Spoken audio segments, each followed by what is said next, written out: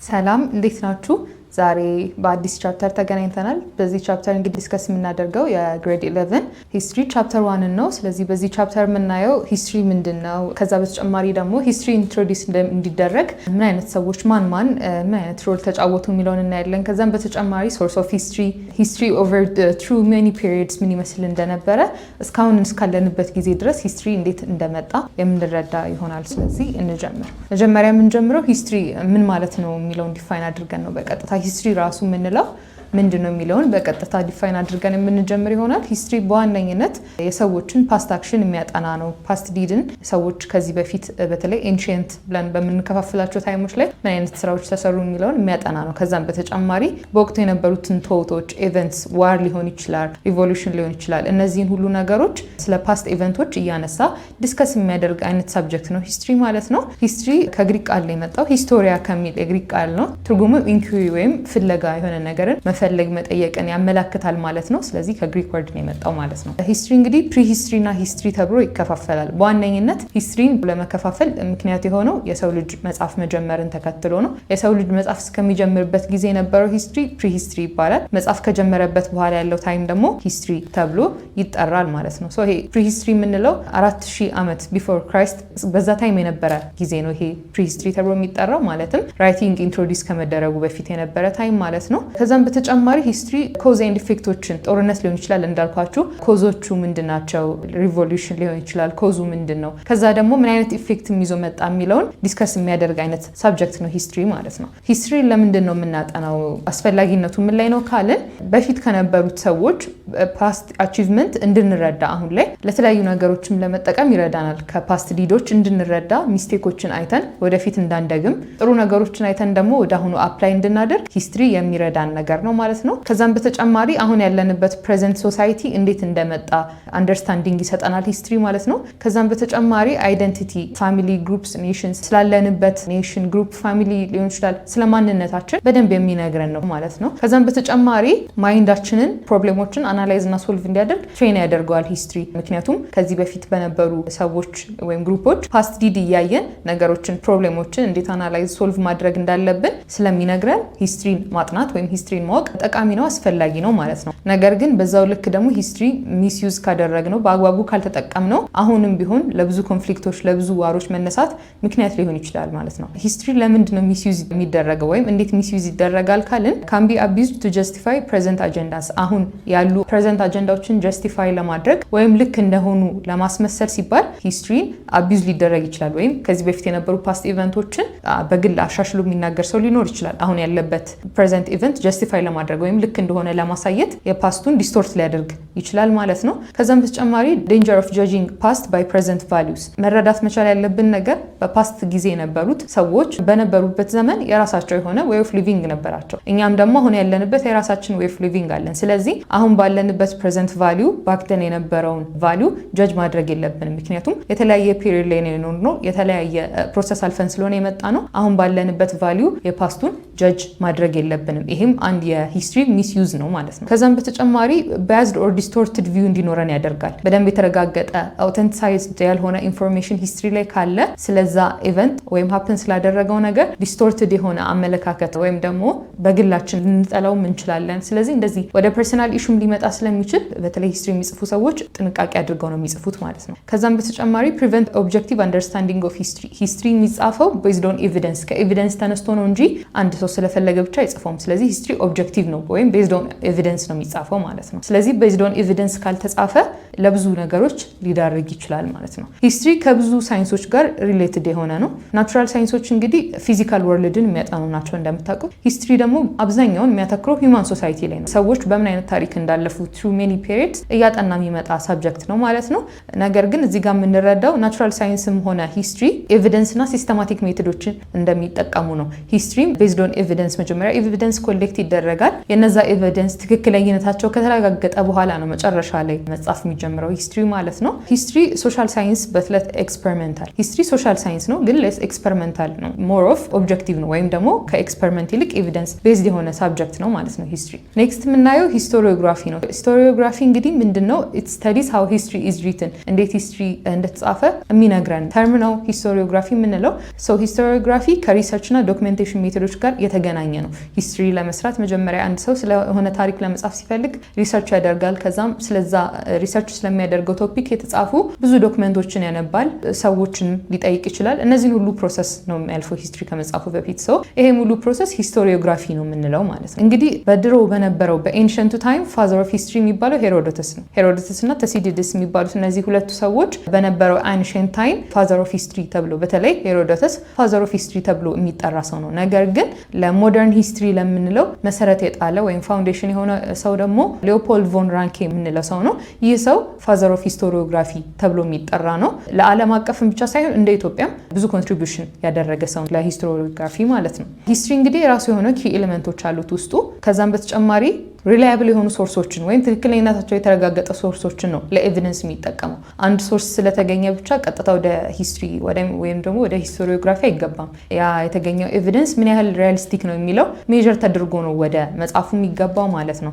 ከዛም በተጨማሪ የተገኘው ኤቪደንስ ኢንተርፕሬት ይደረጋል። ከመጽሐፉ በፊት ከብዙ አቅጣጫ እየተተረጎመ ይተነተናል ማለት ነው። ከዛም በተጨማሪ ሂስትሪ መስት ቢ ክሊር ሪደብል ፕሬዘንቴሽን ኦፍ ፋክትስ፣ ግልጽ መሆን አለበት። ምንም ባያዝመንት የሚፈጥር ወይም ዲስቶርሽን የሚፈጥር መሆን የለበትም። በደንብ ግልጽ ተደርጎ መጻፍ አለበት ማለት ነው። ከዛም በተጨማሪ ኦብጀክቲቪቲ ላይ ፎከስ ማድረግ አለበት። ኦብጀክቲቪቲ ላይ ፎከስ መሆን አለበት ማለት የሚጠቀመው ኤቪደንስ ሪያሊስቲክ መሆን አለበት። ሪያሊስቲክ ከሆነ ባያዝድ አይሆንም። ስለዚህ አንባያዝድ የሆነ ሂስትሪ እንዲጻፍ ኦብጀክቲቪቲ ወሳኝ ነገር ነው ማለት ነው። ሂስቶሪካል ሜቶድስ ወይም ደግሞ ሂስቶሪ ከመጻፉ በፊት የሚያልፉበት የራሱ የሆነ ፕሮሰስ አለው። የመጀመሪያው ማወቅ መቻል ያለብን ነገር ከፕሮሰሱ በፊት ራይቲንግ ፕራክቲሲንግ ሂስትሪ ነው። ወይም አንድ ሰው ሞር እየጻፈ በመጣ ቁጥር ሂስትሪን ፕራክቲስ ያደርገዋል። ምክንያቱም የሚጽፈው ነገር እሱ ጋር ብቻ ሳይሆን ወደፊት የሚነሱ ብዙ ስኮላሮች እየተነተኑ እያብራሩት ስለሚሄድ ሂስትሪ ፕራክቲስ የሚደረገው በመጻፍ ነው ይላሉ ብዙ ሂስቶሪያንስ ማለት ነው። ትሩዝፉል ሂስትሪ ጋይድስ ፊውቸር ጀነሬሽን እንዳልኳችሁ ክሊር የሆነ አንባያዝድ የሆነ ሂስትሪ ከተጻፈ ወደፊት የሚኖረውን ጀነሬሽን በጥሩ መንገድ ጋይድ ያደርገዋል። ምንም ባያዝመንት አይፈጥርበትም ማለት ነው። ከዛም በተጨማሪ ሞደርን አይሲቲ ኤንድ ዲጂታል ቱልስ ኢንፍሉዌንስ ሜቶድስ ቱዴይ፣ ከድሮ ወይም ደግሞ በፊት ከነበረው ሂስትሪ ኮሌክሽን ሜቶድ ያሁኑ በጣም ቤተር ነው። ምክንያቱም ሞደርን የሆኑ አይሲቲ ዲጂታል ቱልስ እነዚህን ሁሉ በመጠቀም በፊት ከነበረው የተሻለ ሞደርናይዝ የሆነ ሂስቶሪዮግራፊ ፕሮሰስ አለው ማለት ነው። ሂስቶሪን ከመጻፋችን በፊት ራሱን የቻለ ስቴፕ አለው። የመጀመሪያው ስቴፕ መጀመሪያ ኤቪደንስ ኮሌክት ማድረግ ነው። ሂስቶሪካል ኤቪደንስ ሪሰርች ስለምንሰራበት ስለዛ ኢቨንት ከዛ ኢቨንት ጋር ሪሌትድ የሚሆኑ ኤቪደንሶችን መሰብሰብ የመጀመሪያው ስቴፕ ነው ማለት ነው። ሁለተኛው ደግሞ የተገኙትን ኤቪደንሶች ክሪቲካሊ ኤግዛማይን ማድረግ፣ ከብዙ አቅጣጫ እያነሱ ኢንተርፕሬት ማድረግ ያስፈልጋል ማለት ነው። ምክንያቱም ኤቪደንስ ሁሉ ሪሰርች ለምናደርገው ሂስትሪ ዳይሬክት ሪሌትድ ላይሆን ይችላል፣ ትክክለኛ ላይሆን ይችላል። ይሄ ሁሉ ነገር ስላለ የምናገኘውን ኤቪደንስ ኤግዛማይን ማድረግ አለብን ማለት ነው። ኢንተርፕሬት ኤቪደንስ ኬርፉሊ፣ ቅድም እንዳልኳችሁ ነው። ራይት ኦብጀክቲቭሊ፣ ኦብጀክቲቭሊ ማለት ከኤቪደንሱ ተነስተን ነው እንጂ በራሳችን ፍላጎት ሳይሆን ወይም እኛ ልክ እንደ ስቶሪ ኦር እንደ ፌሪቴል እንደዚህ ቢሆን ደስ ይለናል ብለን ሳይሆን ካገኘነው ኤቪደንስ ተነስተን መጻፍ መቻል አለብን ማለት ነው። እንግዲህ ቀጣይ የምናየው የኢትዮጵያን ሂስቶሪዮግራፊ ወይም ደግሞ ኢትዮጵያ ውስጥ ሂስትሪ እንዴት መጻፍ እንደተጀመረ በማን እንደተጀመረ የሚለውን እንመለከታለን ማለት ነው። ኢንዲጂነስ ራይቲንግ ትራዲሽን ሲንስ 14th ሴንቹሪ፣ እንግዲህ ኢትዮጵያ የራሷ የሆነ ቋንቋ የሚጻፍም ፊደል ነበራት። ከ14ኛው ሴንቹሪ ጀምሮ ሀገር በቀል የሆነ ራይቲንግ ትራዲሽን እንደነበረ እንረዳለን። በወቅቱ እንግዲህ ክሮኒክልስ የሚባሉ አሉ። እነዚህ ክሮኒክልስ ምንድነው? በዋናነት ስራቸው በወቅቱ የነበሩ ኢምፐረሮችን ስራቸውን መጻፍ ነበረ። ዜና መዋዕል የምንለው በአማርኛ በተለይ በድሮ ዘመን የነበሩ ነገስታትን የሰሩትን ስራ አብዛኛው ክሮኒክልስ የምታገኙት ነገስታትን ሲያሞግስ ነው። አብዛኛው ዜና መዋዕል ላይ የምታገኙት የነገስታት ጥሩ ስራ ብቻ ፕሬዝ ሲደረጉ ነው በአብዛኛው የምታገኙት። ስለዚህ ክሮኒክልስ ፎከስድ ኦን ኢምፐረር አቺቭመንትስ፣ ሞር ፎከስ የሚያደርገው ኢምፐረሩ አቺቭ ያደረጋቸው ነገሮች ላይ ነው ማለት ነው።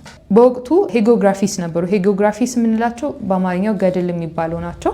ኮንትሪቢዩትድ ቱ ሂስቶሪዮግራፊ በት ዴይ ወር ሊሚትድ። እነዚህ ሄጎግራፊስ የምንላቸው እንግዲህ ሪትን አባውት ሴንትስ እንደዚህ ሪሊጅን ላይ ቤዝድ የሆነ ነገር ነው። ሊሚቴሽኑ ለምንድን ነው? ሄጎግራፊ የተጻፈላቸውን ሴንቶች በጣም ግሎሪፋይ ያደርጋል። ስለዚህ አንዳንዴ አኪዩሬት አይመስልም በሚባል ሂስቶሪዮግራፊ ወይም ሂስትሪ ራይቲንግ ፕሮሰስ ላይ ሊሚቴሽን እንደነበረው እንረዳለን። ግን ሰምሃው ኮንትሪቢዩት አድርጓል ለሂስትሪ ማለት ነው። ቅድም እንዳልኳቸው ሂስትሪ መስት ቢ ዩዝድ ኬርፉሊ ኤንድ ክሪቲካሊ።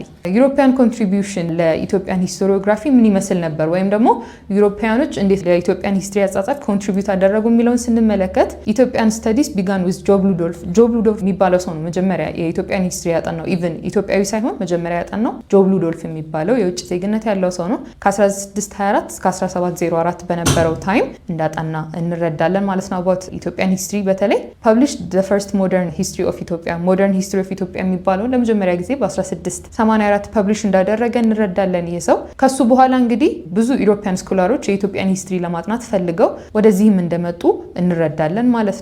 ከዛም በኋላ ነው እንግዲህ ከብዙ ኢሮፒያን ኢንተረስት በኋላ ኢትዮጵያን ሂስቶሪያንስ ደግሞ ኢመርጅ ማድረግ የጀመሩት ከብዙ ኢሮፒያን ኢንተረስት በኋላ ነው። ነገር ግን ያው የመጀመሪያውን ሂስትሪ ቡክ ፐብሊሽ ያደረገው ጆብ ሉዶልፍ የተባለው ሰው ነው ማለት ነው። ስለዚህ ለኢትዮጵያ ሂስትሪ በጣም ብዙ ኮንትሪቢዩት ያደረገ ስለ ሂስትሪ እሱ መጀመሪያ ሳይደርገው ታይቶ ነው ሌሎች ኢሮፒያንም ሆነ የእኛም ሀገር ሂስቶሪያኖች የተሳተፉት በኢሮፒያን ሂስትሪ ፕሮሰስ ላይ ማለት ነው። ኢትዮጵያ እንግዲህ ሂስትሪ ሲጠና ለሁለት ተከፍሎ ነው፣ ኖርዘርን ኢትዮጵያና ሳውዘርን ኢትዮጵያ ተብሎ ለየብቻ ነው የሁለቱ አካባቢዎች ሂስትሪ ሊጠና የቻለው ማለት ነው። ከዛ በኋላ እንግዲህ በ1963 ኢንስቲትዩት ኦፍ ኢትዮጵያን ስተዲስ ተብሎ ፋውንድ እንደተደረገ ዋነኛ ዓላማውም ሂስቶሪካል ኢቨንቶች ላይ ፎከስ አድርጎ እንደተመሰረተ እንመለከታለን። ኤርሊየር ስተዲስ ሜንሊ ፎከስድ ኦን ደ ኖርዝ። እንግዲህ በፊት ከመጀመሪያው ጊዜ በነበረው ሂስቶሪዮግራፊ ወይም ሂስቶሪ ራይቲንግ ፕሮሰስ አብዛኛው ሂስቶሪያን ፎከስ የሚያደርገው በኖርዘርን ኢትዮጵያ በኩል ነው። ይሄ የሆነበት የራሱ ምክንያት አለው። በወቅቱ ኖርዘርን ኢትዮጵያ ከሳውዘርን ኢትዮጵያ ይልቅ የተሻለ ራይቲንግ ሲስተም ስለነበረ ተጽፎ የተቀመጡ ዶክመንቶች ስለነበሩ ለሂስትሪ ሰምሃው ፕሮሰሱን ይዞ ያድርጎታል። ሳውዝ ላይ ግን እንደዛ አይነት ነገር ስላልነበረ አዳክሞታል ማለት ነው። በኋላ ላይ በደንብ ኢንዲቴል የምናየው ይሆናል ማለት ነው። አሁን እንደነገርኳችሁ ኖርዘርን ላይ ፎከስ እንዲያደርጉ ምክንያት የሆነው አንደኛ ሪትን ላንጉዌጅ አለ። ከዛም በተጨማሪ ኤንሸንት ሪከርድ አለ። ከዛ በፊት የተጻፉ ብዙ ነገሮች ነበሩ ለሂስትሪ የሚጠቅሙ። ከዛም በተጨማሪ ደግሞ ቸርችም የራሷ ኮንትሪቢዩሽን ነበራት። በቸርቹ አማካኝነት የተጻፉ ብዙ ዶክመንቶች ስላሉ ሂስትሪ ለማጥናትም ብዙ መንገድ የከፈተ ነው ማለት ነው። ከዛም በተጨማሪ አርኪኦሎጂካል ሶርስስ አቬይላብል ኢን ዘ ሪጅን። ኖርዘርን ሪጅን ላይ እነዚህ ሪትን የሆኑ ዶክመንቶች ብቻ ሳይሆኑ አርኪኦሎጂካል ሶርሶች ፎሲልስ፣ የብዙ ዓመት ፎሲሎች ስለነበሩ ለጥናትና ለምርምር ምቹ ነበረ ኖርዝ ከሳውዝ ይልቅ ማለት ነው። ሳውዘርን ኢትዮጵያ እንግዲህ ሊሚትድ የሆነ ኢንፎርሜሽን እንደነበረው እንረዳለን። በተለይ ከ1960 በፊት በጣም ሊሚትድ የነበረ ኢንፎርሜሽን እንደነበረው እንረዳለን። ሪትን ላንጉዌጅ አልነበረም ሳውዝ አካባቢ ላይ። ከዛ በፊት ደግሞ የተጻፉ ሪከርዶችም አልነበሩም። ስለዚህ ስተዲ ለማድረግ እዚህ አካባቢ ላይ በጣም ከባድ ነው የሚሆነው። ምክንያቱም ሰው የሆነ ነገርን ሲያጠና ኤቪደንስ ሰብስቦ ከዛ ተነስቶ ነው። ምንም ኤቪደንስ ከሌለ እዛ አካባቢ ላይ ለማጥናት ስለሚከብድ ሳውዝ አካባቢ ላይ በጣም ከፍተኛ የሆነ ሊሚቴሽን እንደነበረ እንረዳለን። ከዛም በተጨማሪ ኦራል ትራዲሽንስ ኢግኖርድ አዝ ሶርስስ። ኦራል ትራዲሽን ነበረ እዛ አካባቢ ላይ። ኦራል ትራዲሽን እንግዲህ ምንድነው? ከትውልድ ትውልድ የሚተላለፍ ወይም ደግሞ አባት ለልጁ ይነግረዋል፣ ከዛ የልጅ ደግሞ ለልጁ ይነግረዋል። እንደዚህ እየተላለፈ የሚሄድ ነው። ይሄ ኦራል ትራዲሽን እንደ ሶርስ አይታይም ነበረ። ለምንድነው? መሀል ላይ ዲስቶርሽን ሊፈጠር ይችላል። ምክንያቱም አንድ ሰው ከሌላ ሰው የሰማውን ታሪክ ጨምሮ ወይ ቀንሶ ሊናገር ስለሚችል ኦራል ትራዲሽን አዝ ሶርስ አይቆጠርም ነበረ በወቅቱ። በዚህ ምክንያት ሳውዘርን ኢትዮጵያ ላይ እንደዚህ አይነት ኢሹዎች እንደነበረ እንረዳለን። ላክ ኦፍ ሪሶርስ ሃይንደርድ ሪኮንስትራክሽን ኦፍ ሂስትሪ። እንዳልኳችሁ ሪሶርስ የለም እዚህ አካባቢ ላይ የሂስትሪ ሶርሶች ማለት ነው። ስለዚህ ሂስትሪን ሪኮንስትራክት ለማድረግ እዛ አካባቢ ላይ ከባድ እንደነበረ እንረዳለን ማለት ነው። የኢትዮጵያን ሂስቶሪዮግራፊ ሊሚቴሽን ወይም ፕሮብሌሞቹ ምንድን ነበሩ የሚለውን ስንመለከት አንደኛ ኢምባላንስ ነበረ። ሂስቶሪያኖች ጥናት የሚያደርጉት አብዛኛውን ከሳውዙ ይልቅ ኖርዙ ላይ ነው ፎከስ የሚያደርጉ የነበረው ብዙ የተመቻቹ ነገሮች ስላሉ ማለት ነው። ስለዚህ ኢምባላንስ ነበረ። ፎከስ ኦን ኖርዝ ኔግሌክት ኦፍ ሳውዝ። ኖርዝ ላይ ፎከስ ተደርጎ ሳውዙ ኔግሌክት ይደረግ እንደነበረ እንረዳለን ማለት ነው። ከዛም በተጨማሪ ኢት ዋዝ ሜንሊ ፖለቲካል ሂስትሪ ለስ ሶሻል ኦር ካልቸራል። ስለ አንድ ሶሳይቲ ካልቸር ከማጥናት ይልቅ ፖለቲካል ነበር፣ ወይም ደግሞ አንድ ንጉስ እንዴት ወደ ንግስና እንደመጣ ምን አይነት ፖለቲካል ፕሮሰሶችን አልፎ እንደመጣ ነው እንጂ ስለ አንድ ሶሳይቲ ካልቸር አያጠናም ነበረ በወቅቱ የነበረው ሂስቶሪዮግራፊ ማለት ነው። ስለዚህ ይህም አንድ ችግር ነው። ከዛም በተጨማሪ ላክ ኦፍ ኦብጀክቲቪቲ ኢን ክሮኒክልስ ኤንድ ስተዲስ። ቀድሜ እንደነገርኳችሁ ክሮኒክልስ አብዛኛውን ጊዜ ሲጽፉ የንጉሱን አቺቭመንት ግሎሪፋይ አድርገው አጋነው ስለሆነ የሚጽፉት ኤግዛክት የሆነ አኩሬት የሆነ ኢንፎርሜሽን ለማግኘት ይከብድ ነበር። ምክንያቱም አንዳንዴ የተጋነነ እንደሆነ ያስታውቅ ስለነበረ ጽሁፉ ኦብጀክቲቪቲ አጥተው እንደነበረ እንረዳለን። ከዛም በተጨማሪ በወቅቱ የነበሩ ስኮላርስ በተለይ ከሮያል ፋሚሊ ጋር ትስስር ያላቸው ስኮላርስ ባያዝመንት እንደፈጠሩ ወይም የራሳቸውን ሮያል ፋሚሊ ግሎሪፋይ እያደረጉ እንደዚህ አይነት ሂስትሪ ላይ ባያዝመንት እንደተፈጠረ እንመለከታለን። ስለዚህ ሂስቶሪዮግራፊ በተለይ በኢትዮጵያን ሂስትሪ ራይቲንግ ፕሮሰስ ላይ ፕሮብሌሞች የነበሩት ሊሚቴሽን የነበሩት ነገሮች እስካሁን ዲስከስ ያደረግናቸው ናቸው ማለት ነው። ኔክስት ምናየው ሶርስ ኦፍ ሂስትሪ ነው። ሂስትሪ እንግዲህ ፕራይማሪ ሶርስ እና ሰከንዳሪ ሶርስ ተብሎ ይከፈላል። ፕራይማሪ ሶርስ የምንለው ከአንድ ኢቨንት ጋር ዳይሬክት የሆነ ሪሌሽን ያላቸው ነገሮች ናቸው። ፎር ኤግዛምፕል ሞኑመንትስ፣ ኮይንስ፣ ሌተርስ፣ ዲያሪስ፣ ክሮኒክልስ፣ ፎቶስ፣ አይ ዊትነስ እነዚህ ሁሉ አንድ ሀፕን ካደረገው ኢቨንት ጋር ዳይሬክት ሪሌሽን ያላቸው ናቸው ማለት ነው። እነዚህ ፕራይማሪ ሶርስ የምንላቸው ዳይሬክት ኤቪደንስ ወይም ዳይሬክት ሪሌሽን ያላቸው የምንላቸው ናቸው ማለት ነው። ሰከንዳሪ ሶርስ ደግሞ የምንላቸው ፕራይመሪ ሶርስ ላይ ቤዝድ ሆኖ የተሰሩ ነገሮች ናቸው። ለምሳሌ ሂስትሪ ቡክስ ወይም ደግሞ ሌተር አካውንት በተለያዩ ሰዎች ከዛ ኢቨንት በኋላ የተጻፉ የተለያዩ ጽሁፎች እነዚህ ሰከንዳሪ ሶርስ ነው የምንላቸው። እነዚህ ሪኮንስትራክሽን ናቸው። ፕራይመሪ ሶርስ የምንለው ዳይሬክት ሪሌሽን፣ ሰከንዳሪ ግን ሪኮንስትራክት የተደረገ ነው። ፕራይመሪ ሶርስ ላይ ቤዝድ ሆኖ ድጋሚ የተሰራ ነገር ነው ማለት ነው። ስለዚህ ሶርስ ኦፍ ሂስትሪ እነዚህ በዋነኝነት ሁለቱ ናቸው። ኦራል ሪሶርስ ተብለው እንደ ሪሶርስ የሚቆጠሩ ወይም እንደ ሶርስ የሚቆጠሩ አሉ ለሂስትሪ፣ ነገር ግን ሞስት ኦፍ ዘ ታይም ተግባር ላይ ሲሉ አይታዩም። እነዚህ ኦራል ሶርስ ፕራይመሪም ሊሆኑ ይችላሉ፣ ሰከንዳሪም ሊሆኑ ይችላሉ። ፕራይመሪ የሚሆኑት በምን መንገድ ነው? አይዊትነስ ምን ማለት ነው? አሁን ለምሳሌ አድዋ ባትል እንበልና አድዋ ጦርነት ላይ የነበረ ጦርነቱ ላይ የተሳተፈ በአይኑ ሁሉንም ነገር ያየ ሰው አዘ ፕራይመሪ ሶርስ ነው የሚቆጠረው። ለምን? ከዛ ኢቨንት ጋር ዳይሬክት ሪሌሽን ስላለውና በቦታው ስለነበረ የሚናገረው ኢንፎርሜሽን ወይም የሚሰጠው ኢንፎርሜሽን አብዛኛው ትክክል ነው ተብሎ ስለሚታሰብ ፕራይመሪ ሶርስ ተብሎ አይዊትነስ የነበረው የአይን ማኝ የነበረው ሰው ፕራይመሪ ሶርስ ይባላል። ሰከንዳሪ የሚባለው ደግሞ ሂርሴይ ወይም ደግሞ ቅድም ያልኳችሁ አባት ለልጅ ይነግረዋል፣ ልጅ ለልጅ እንደዚህ እያለ እየተላለፈ የሚመጣው ሰከንዳሪ ሶርስ ነው። እስከዚህም ትክክል ላይሆን ይችላል ተብሎ የሚታሰብ ነው ማለት ነው። ስለዚህ እንግዲህ ሂስትሪ ላይ የምንጠቀማቸውን ሶርሶች ክሪቲካሊ ኤግዛማይን ካደረግን ኦተንቲሲቲ እና ሚስ ኢንተርፕሬቴሽን አቮይድ ያደርግልናል። ትክክለኝነቱን ያረጋግጥልናል። ሚስ ኢንተርፕሬቴሽን እንዳይኖር ደግሞ አቮይድ ያደርግልናል ማለት ነው። ስለዚህ ሂስትሪ ላይ ያሉት ሶርሶች በዋነኝነት አሁን ሜንሽን ያደረግናቸው ናቸው ማለት ነው። ኔክስት እንግዲህ ፔሪዮዳይዜሽን ነው የምናየው። ፔሪዮዳይዜሽን እንግዲህ የምንለው ኢትስ ዲቫይዲንግ ሂውማን ፓስት ኢንቱ ሾርተር ኤንድ ክሮኖሎጂካል ፒሪየድ፣ የሰው ልጅ ከነበረበት ከጥንቱ ጊዜ እስካሁን እስካለንበት በየጊዜው ከፋፍሎ ስላለፈባቸው ፕሮሰስ ኤክስፕሌን ማድረግ ነው ፔሪዮዳይዜሽን። ወይም የሰው ልጅ በኖርበት ዘመን ሁሉ የኖርባቸውን ዘመኖች ፓስተርና ሾርተር እያደረጉ የሚገልጽ ነው ማለት ነው ፔሪዮዳይዜሽን ማለት ነው። ይሄ ፔሪዮዳይዜሽን ለምን ይጠቅመናል? ሄልፕስ ፕሮፐር አንደርስታንዲንግ ኦፍ ኢቨንትስ፣ ስለተፈጠሩ ኢቨንቶች ፕሮፐር የሆነ አንደርስታንዴሽን ይኖረናል። ለምንድን ነው በዚህ ፔሪዮድ ይሄ ኢቨንት ሀፕን አደረገ፣ በዚህ ፔሪዮድ ይሄ ኢቨንት ሀፕን አደረገ እያለ ከፋፍሎ ስለሚያስረዳን ማለት ነው። ከዛም በተጨማሪ ሲምፕሊፋይስ ሂስቶሪያንስ ወርክ ኤንድ ፕሬዘንቴሽን፣ ለታሪክ ተመራማሪዎችን ፕሮሰስ የሚያቀል ነው። በጊዜ ከፋፍሎ ማስረዳት አንድ ለነሱም ስራ የሚያቀል ነገር ነው። ስለዚህ ፔሪዮዳይዜሽን ጠቃሚ እንደሆነ እንረዳለን። ከዛም በተጨማሪ ኢት ኦርጋናይዝድ ፓስት ኢቨንትስ ባይ ሲኩዌንስ ኢን ታይም፣ ፓስት ኢቨንቶችን አሁን ለምሳሌ ቢፎር ክራይስት፣ አፍተር ክራይስት፣ ቢፎር ኮሎናይዜሽን፣ አፍተር ኮሎናይዜሽን፣ እነዚህ ሁሉ ጊዜውን በጠበቀ መንገድ ሂስትሪ ፍሎውን እየጠበቀ እንዲሄድ የሚያደርጉን ነገሮች ናቸው ማለት ነው። ስለዚህ ፔሪዮዳይዜሽን ሂስትሪ ላይ በጣም ወሳኝ የሆነ ነው። ምክንያቱም ረዥም የሆነውን የሰው ልጅ ዘመን በየጊዜያት በፔሪዮድ ከፋፍሎ ስለሚያስረዳ ጠቃሚና አስፈላጊ ነው ለሂስትሪ ማለት ነው። ፔሪዮዳይዜሽን ላይ እንግዲህ የራሱ የሆነ አፕሮች አለ። ወይም ደግሞ የሰው ልጅ ከጥንት ወይም በጣም ፋር ፓስት ከምንለው አሁን እስካለንበት የመጣበት የራሱ የሆነ ፕሮሰስ አለው። እንግዲህ እዚህ ጋር የተጠቀሱት እንዳለ ፕሮሰሶች ናቸው። ወይም ደግሞ ፔሪዮዳይዜሽን ላይ እንዴት የሰው ልጅ ከነበረበት ተነስቶ አሁን ላይ እንደደረሰ የሚያሳይ ነው። ሂውማን ቢሄቪየር፣ ሳቬጀሪ፣ ባርባሪዝም፣ ሲቪላይዜሽን፣ እነዚህ እንግዲህ የሰው ልጅ እንዴት ወደ ሲቪላይዜሽን መጣ የሚለውን የሚያሳይ ፕሮሰስ ነው ይሄ ሙሉ ፕሮሰሱ። ከዛም በተጨማሪ ቱል ሜኪንግ፣ ስቶን ኤጅ፣ ብሮንዝ ኤጅ፣ አይረን ኤጅ፣ እነዚህ ደግሞ በተለይ ይሄ በእጅ የሚሰሩ ስራዎች፣ ዱላዎች ልትሉ ይችላላችሁ፣ መጥረቢያዎች፣ እነዚህ ሁሉ እንዴት ከዘመን ዘመን እየተሻሻሉ እንደመጡ የምንረዳበት ነው። የሰው ልጅ ከኢኮኖሚክ ላይፍ ወደ ሃንቲንግ፣ ወደ ፋርሚንግ፣ ወደ ኢንዱስትሪ እንዴት እንደመጣ የሚያሳይ ነው ይሄ ፕሮሰስ። ስለዚህ እነዚህ እያንዳንዳቸው አፕሮች ሊንክስ ቱ ስቴጅ ኦፍ ሂውማን ዴቨሎፕመንት፣ የሂውማን ዴቨሎፕመንትን የሚያሳዩ ናቸው። እዚህ ጋር ሜንሽን ያደረግናቸው ነገሮች የሰው ልጅ ከምን ተነስቶ ምን ላይ ደረሰ፣ ዴቨሎፕመንቱ ምን ይመስል ነበር የሚለውን ዲስክራይብ የሚያደርጉ ናቸው እነዚህ አፕሮቾች ማለት ነው። ኔክስት የምናየው ፕሪሂስትሪ ቨርሰስ ሂስትሪ ነው። እንግዲህ መጀመሪያ መግቢያ ላይ እንደነገርኳችሁ ፕሪሂስትሪ የሚባለው የሰው ልጅ መጻፍ ከጀመረበት ጊዜ በፊት የነበረው ጊዜ ፕሪሂስትሪ ይባላል። ሂስትሪ ደግሞ የሰው ልጅ መጻፍ ከጀመረበት ጊዜ በኋላ ያለው ታይም ሂስትሪ ተብሎ ይጠራ እንደነበረ እንረዳለን። ፕሪሂስትሪ ቢፎር ራይቲንግ አራውንድ 4000 ቢሲ፣ ከ4000 ቢሲ ወይም ከ4000 ቢፎር ክራይስት በፊት ፕሪሂስትሪ ተብሎ ይጠራ እንደነበረ ያ ታይም እንረዳለን። ሂስትሪ ደግሞ አፍተር ራይቲንግ ዴቨሎፕድ ያ ዘመን ሂስትሪ ተብሎ እንደተጠራ እንረዳለን። ስለዚህ በዚህ በሂስትሪ ብዙ ፔሪዮዶች አሉ በጣም ከዚህ በኋላ የምናያቸው። ለመጀመሪያ እንግዲህ ስቶን ኤጅ ነው የምንለው። ስቶን ኤጅ እንግዲህ 2.5 ሚሊዮን አፕ ቱ 5000 ቢፎር ፕሬዘንት፣ እንግዲህ በፊቱ አቆጣጠር ወደ ኋላ ነው የሚቆጠረው። 2.5 ሚሊዮን አፕ ቱ 5000 ቢፎር ክራይስት ወይም ደግሞ ቢፎር ፕሬዘንት እንደቆየ ይሄ ስቶን ኤጅ የምንለው ታይም በእነዚህ ጊዜያቶች እንደነበረ እንረዳለን። ስቶን ኤጅ በውስጡ ኦልድ፣ ሚድል፣ ኒው ስቴጅ ተብሎ ይሄ ስቴጅ ራሱ እንደሚከፋፈል እንረዳለን። ዲቪዥንስ ዲፈር ባይ ሪጅን ሲንስ ራይቲንግ ቢጋን አት ዲፍረንት ታይም። ማወቅ መቻል ያለባችሁ ነገር ይሄ ዲቪዥንስ በተለይ ይሄ ፕሪሂስትሪ ሂስትሪ ተብሎ የሚከፋፈሉ ከዚህም በተጨማሪ ደግሞ ስቶን ኤጅ ሚድል ኒው ኦልድ ብለን የከፋፈልናቸው እነዚህ ሁሉ እንደ ዓለም አንድ ላይ ሀፕን ያደረጉ አይደሉም። ከሪጅን ከቦታ ቦታ ይለያያል። ማስተዋል መቻል ያለባችሁ ነገር ምክንያቱም የተለያየ ቦታ ላይ በተለያየ ታይም ስለሆነ ኢመርጅ ያደረገው ሂስትሪና ፕሪሂስትሪ የተለያየ ነው። ዩሮፕ ላይ የነበረው ፕሪሂስትሪና አፍሪካ ላይ የነበረው ፕሪሂስትሪ አንድ ታይም ላይ ላይሆን ይችላል። እንደሚለያይ ማወቅ መቻል አለባችሁ። ምክንያቱም ራይቲንግ የተለያየ ቦታ ላይ እኩል አይደለም ኢንትሮዲዩስ የተደረገው።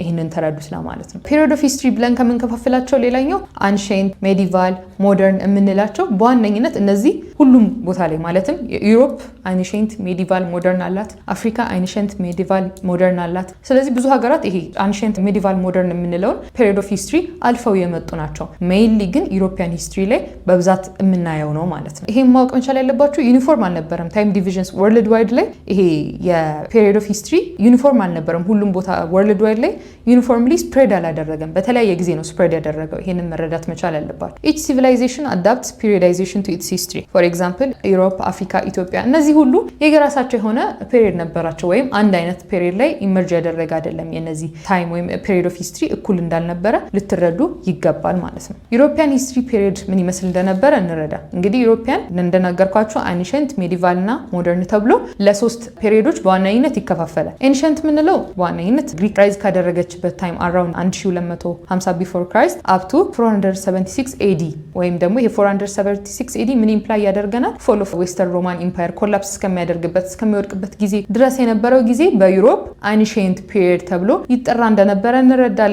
ሜዲቫል የምንለው ደግሞ from the 5th century up to 1500 AD ይሄም 1500 AD እንግዲህ ካፒታሊዝም ኢመርጅ ያደረገበት ወይም አፕራይዝ ማድረግ የጀመረበት ታይም ነው። እስከዚህ ታይም ባለው ጊዜ ድረስ ሜዲቫል ሂስትሪ እንደነበረ እንረዳለን። ሞደርን ሂስትሪ ደግሞ የምንለው from 1500 until present ወይም አሁን እስካለንበት ያለው ሞደርን ሂስትሪ ወይም ደግሞ ሞደርን ዩሮፒያን ሂስትሪ ተብሎ ይከፋፈላል ማለት ነው። ስለዚህ በእነዚህ ሶስት ፔሪዶች አልፎን የመጣው የዩሮፒያን ሂስትሪ ማለት ነው። እንቀጥላለን። አፍሪካን ሂስትሪ ፔሪድስ። አፍሪካን ሂስትሪ አብዛኛውን ባይ ዘ ዌይ ኢንፍሉዌንስ የተደረገው በዩሮፒያን ኮሎናይዜሽን ኮሎናይዝ ካደረጉ በኋላ የሚይዟቸውን ቦታዎች ኢንፍሉዌንስ በማድረግ ነው። እዚህ አፍሪካ ጋር ስንመጣ ፕሪ ኮሎኒያል፣ ኮሎኒያል ኤንድ ፖስት ኮሎኒያል ብለን ለሶስት የምንከፋፍለው በዋነኝነት የዩሮፒያን ኢንፍሉዌንስ ስላለ ነው። ኮሎናይዜሽን ማለት ነው። እንደምታስታውሱት ዩሮፒያን ብዙ ጊዜ አፍሪካን መጥተው ኮሎናይዝ አድርገዋል፣ ለማድረግም ሞክረዋል። ስለዚህ በዚህ መንገድ የአፍሪካን ሂስትሪ በተለያየ መንገድ ኢንፍሉዌንስ እንዳደረጉት እንረዳለን። ፕሪ ኮሎኒያል የምንለው ያው ኦብቪየስሊ ቢፎር ዩሮፒያን ኮንታክት ወይም ደግሞ ዩሮፒያ አፍሪካ መጥተው ኮሎናይዝ ማድረግ በፊት ያለው ታይም ፕሪ ኮሎኒያል ታይም እንደሚባል ታውቃላችሁ። ኮሎኒያል የሚባለው ደግሞ ልክ ዩሮፒያን አፍሪካን ኮሎናይዝ ማድረግ የጀመሩበት ጊዜ ነው። ፖስት ኮሎኒያል ደግሞ ዩሮፒያን ከኮሎናይዜሽን በኋላ ወይም አፍሪካ ከኮሎናይዜሽን ከተላቀቀች በኋላ። ስለዚህ በእነዚህ ሶስት ፔሪዮዶች ብዙ ሲቪላይዜሽኖችን ብዙ ሂስትሪዎችን ኢንትሮዲውስ አድርጋለች፣ ተቀብላለች አፍሪካ ማለት ነው። ስለዚህ አስታውሱ ለዩሮፕ ሲሆን ምን ብለን ከፋፍለናል? አንሸንት፣ ሜዲቫል፣ ሞደርን። ለአፍሪካ ሲመጣ ደግሞ ፕሪ ኮሎኒያል፣ ኮሎኒያል፣ ፖስት ኮሎኒያል ብለን ለሶስት ቦታ ከፋፍለን አንሸንት ሂስትሪ ማየት እንችላለን ማለት ነው። ይሄ እንግዲህ እስካሁን ያየነው ስለ ዩሮፕ እና ስለ አፍሪካ ነበረ። አሁን ደግሞ የምናየው ስለ ኢትዮጵያ ነው።